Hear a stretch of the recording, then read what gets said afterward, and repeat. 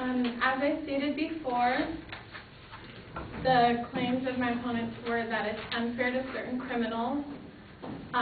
The judges can't use the system, they can't decide who's guilty and who's not because the third strike they go to jail anyways. They said it was costly, that it goes against the 8th Amendment, and that jails are overcrowded. For the first one, it's unfair to certain criminals. Who decides which criminals it's unfair to? I believe that if you commit a crime, you know that there's a punishment for it, whether you steal, like they said, the 3 pizzas and you go to jail or not.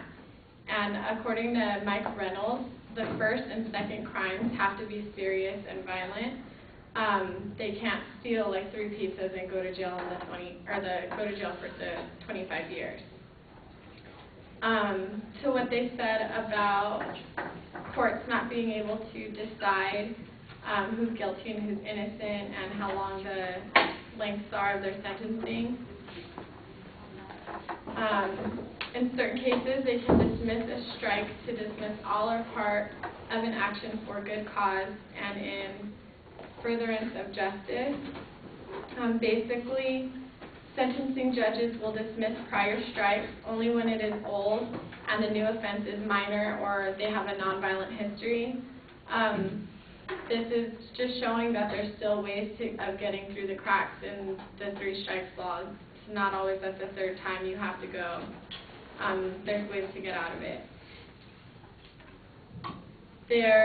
My response to them saying that it's costly, law enforcement and court statistics show that 60% to 80% of criminal cases are due to the same small number of criminals. It's just the same people coming back and forth to the court.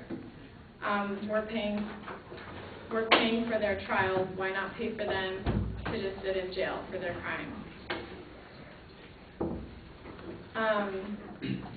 Each crime was assigned a dollar value. It was a study by the U.S. Department of Justice's National Institute of Justice in February 1996. They calculated that a murder cost them $2,140,000. A rape was $86,500. Robbery was $19,000. Assault was $9,350.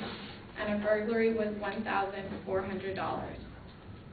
So if you add all these up to even one person that did it, either way you're paying for their crimes, whether they're in jail or not. You're paying for them if they're in jail and we're all safe, or they're outside of jail and they're committing the crimes. They stated that it went against the 8th Amendment. By the definition of the 8th Amendment, everyone is guaranteed due process of law, and that's decided by the Supreme Court, so they, in the end, do decide who's guilty and who is not. And overcrowding is a problem, but it's like saying, okay, well, let's spare the criminals, let's live next door to them instead of having them in the jail. It's like whether they did a robbery or murdered somebody, I would rather have a criminal in jail than to be living next to them.